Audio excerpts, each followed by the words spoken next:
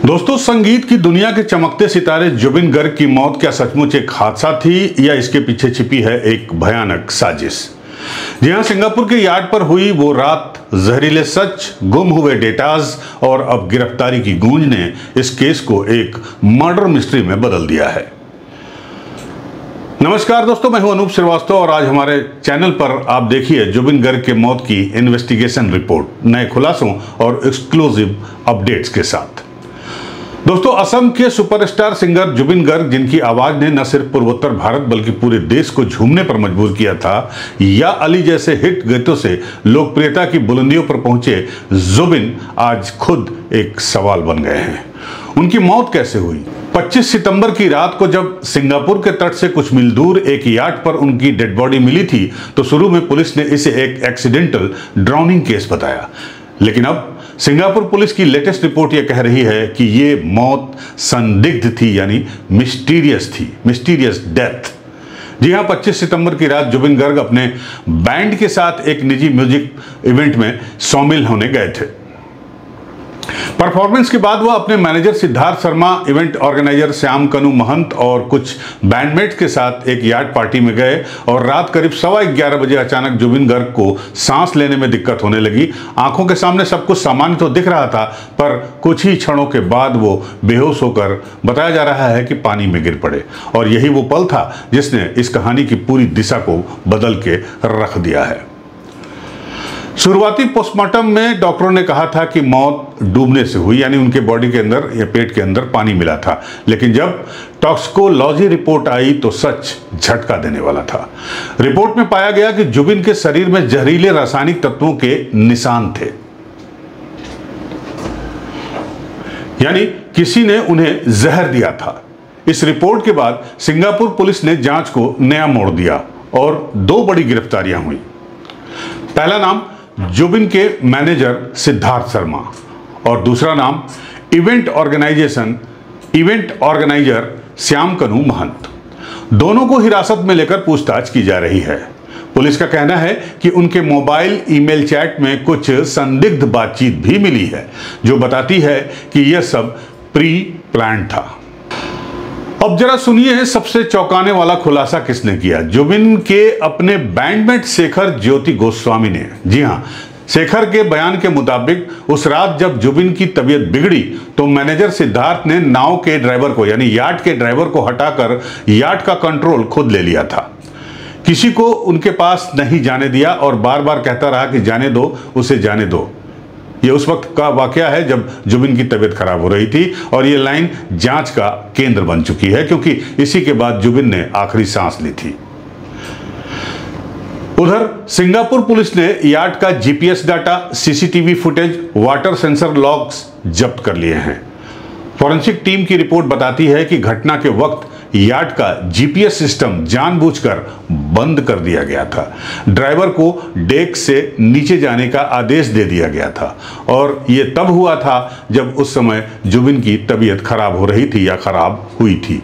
ये सभी तथ्य इशारा करते हैं कि यह कोई सामान्य हादसा नहीं था, बल्कि प्लान्ड एक्टिविटी थी। दोस्तों, अब बात करते हैं मोटिव की कि आखिर अगर ऐसा हुआ तो इसके पीछे मोटिव क्या था। और सूत्रों के मुताबिक जुबिन का हालिया कॉन्ट्रैक्ट विवाद अपने मैनेजर और ऑर्गेनाइजर दोनों से चल रहा था। उन्होंने सिंगापुर टूर के बाद अपनी खुद की इंडिपेंडेंट मैनेजमेंट टीम बनाने की योजना बनाई थी, जिससे उनके साथ जुड़े पुराने लोगों को बड़ा नुकसान होता।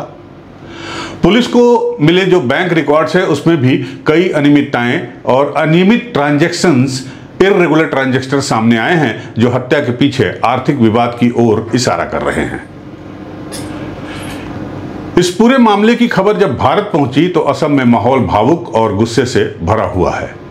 गुवाहाटी, तेजपुर और डिब्रूगढ़ में फैंस ने मोमबत्ती मार्च निकाले, कैंडल मार्च निकाले और सोशल मीडिया पर जस्टिस फॉर जुबिन गर्ग अब बड़ी तेजी से ट्रेंड कर रहा है।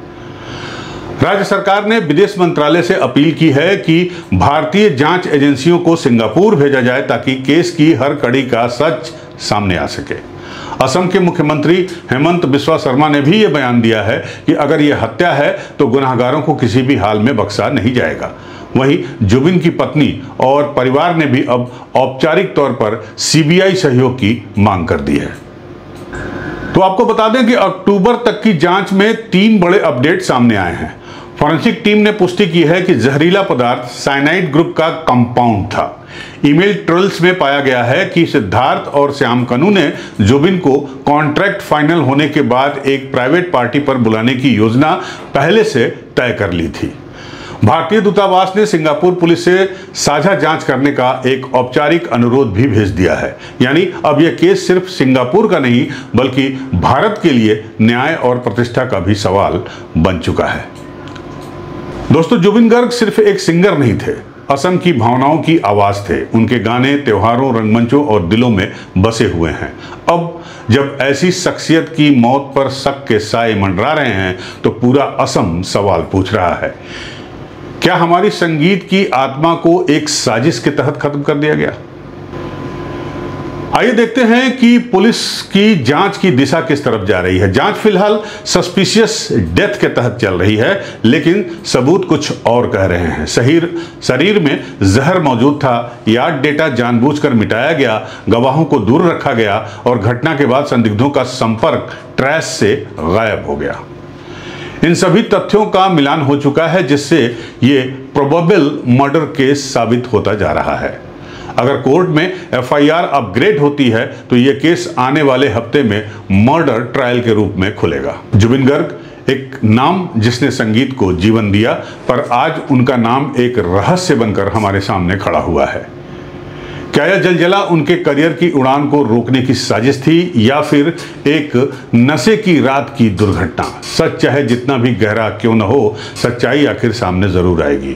फैंस, परिवार और पूरा असम इस बात का इंतजार कर रहा है कि जुबिन को न्याय मिले और दोषियों के चेहरे बेनकाब हों, क्योंकि संगीत की दुनिया में आवाजें मरती नहीं हैं, वे न्याय की पुकार बनकर गूंजती रहती हैं। तो दोस्तों, ये थी जुबिन गर्ग डेथ मिस्ट्री की पूरी कहानी। आप देखते रहिए हमारे चैनल को। अब हम आपसे लगातार रूबरू होते रहेंगे और अगर आपको हमारा ये वीडियो पसंद आया हो तो हमारे चैनल को लाइक और सब्सक्राइब करना बिल्कुल मत भूलिएगा। मिलते हैं आपसे अगले वीडियो में, तब तक के लिए नमस्कार, जय हिंद।